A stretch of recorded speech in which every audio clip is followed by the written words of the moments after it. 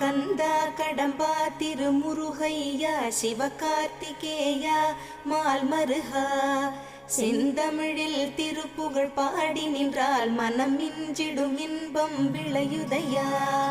சிரகிரி வேலவனை காண்கையிலே விழிவோரம் கண்ணீர் பெருகிடுமே.